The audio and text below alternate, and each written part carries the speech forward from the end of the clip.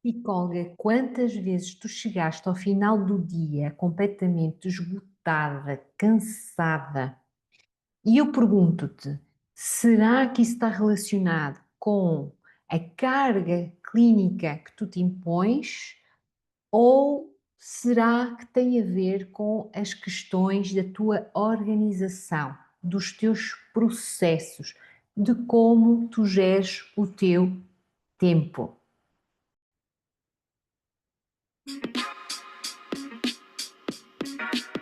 Podcast Desabafos de Psicólogos. O lado invisível de quem escuta e às vezes precisa de ser ouvido. Podcast dado por Sandra Costa, psicóloga, psicoterapeuta e mentora de psique. O meu nome é Sandra Costa, eu sou psicóloga, psicoterapeuta, supervisora e mentora de psicólogas e este é o meu podcast Desabafos de Psicólogos. No meu podcast eu tenciono trazer reflexões, ideias para todos nós podermos pensar na nossa prática clínica e nos posicionarmos com mais força, digamos assim, com mais poder, com mais capacidade. Por isso que eu levo a cabo este projeto e eu espero que tu te consigas rever e que isso te toque, os vários temas que eu trago e por vezes também convidados, te possa fazer pensar e seres uma melhor psicóloga. Hoje trago aqui algumas ideias relativamente à organização. E para isso eu trago um testemunho de uma supervisanda com muita qualidade que me disse numa das nossas sessões que se sentia exausta e cansada porque tinha muitas notas para fazer e, claro, durante o dia tinha muitas consultas seguidas, e-mails acumulados também, burocracias, testes para corrigir e depois relatórios para fazer. E ela dizia muitas das vezes que sentia que estava sempre com tarefas urgentes e no final do mesmo do dia sentia-se cansada, drenada. Também estava a viver com um estado de alerta maioritariamente durante o dia, porque sentia que andava a correr de tarefa em tarefa e que parecia que algumas nunca ficavam completamente terminadas.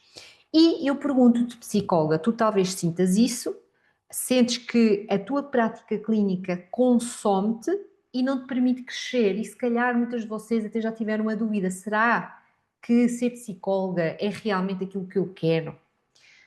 Já não será a primeira a pensar nisso. Ou será que eu tenho mesmo jeito para isto? Ou será que vai ser isto a vida toda, esta correria, etc. Pronto, então, eu para isso, eu gostava que tu pensasses na tua prática clínica e vou-te pedir para fazeres uma reflexão.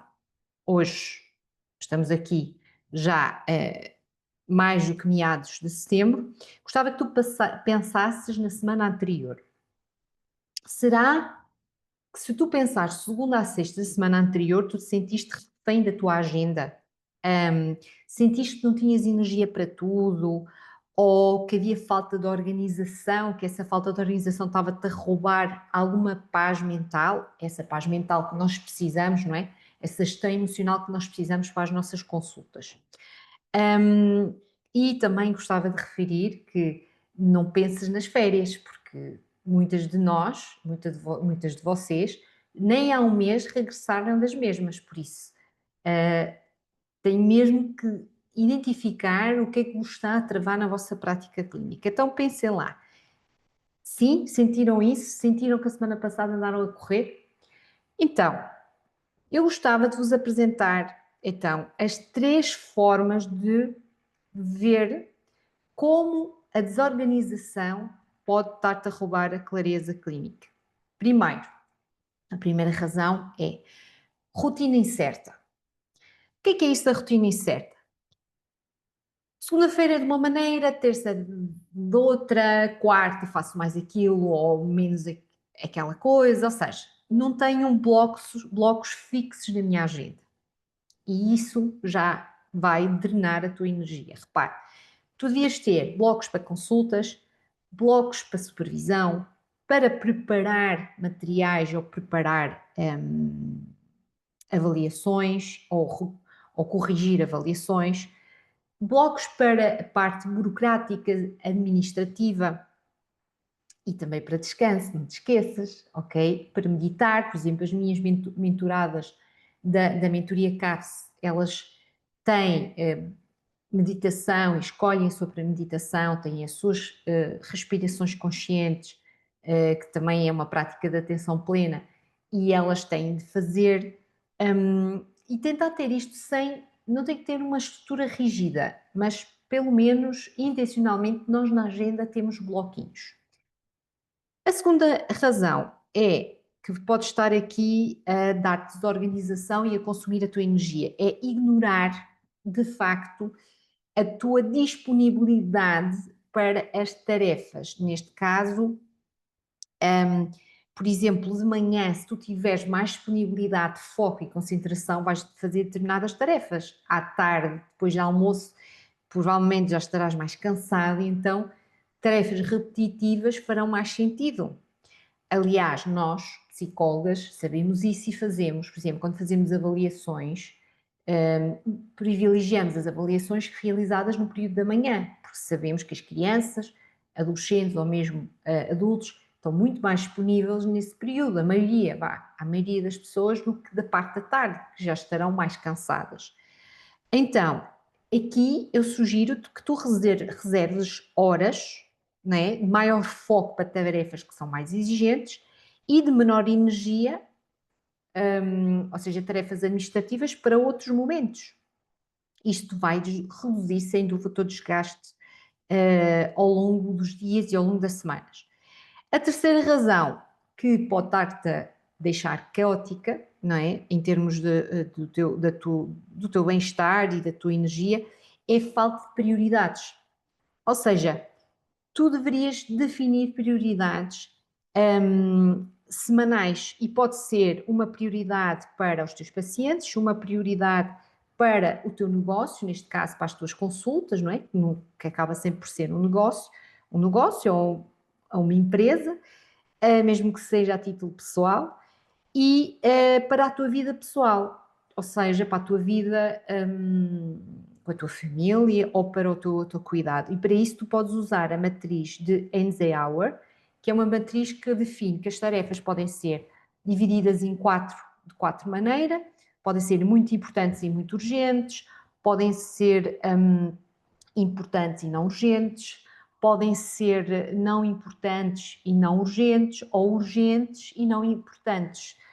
E se nós tivermos em atenção, por exemplo, o que é que eu faço no meu caso? Eu tenho uma lista de tarefas todas as semanas, eu às vezes na semana anterior preparo-me da semana seguinte, e depois cada tarefa vai ter uma cor, e já sei que as que estão vermelhas vão ser mais rápido, depois surgem algumas urgentes que não são importantes, que eu vou ter que encaixar, coloco noutra cor, depois tenho as importantes que não são urgentes, que também as quero fazer, mas sei que tenho um bocadinho mais de tempo para gerir, entenda?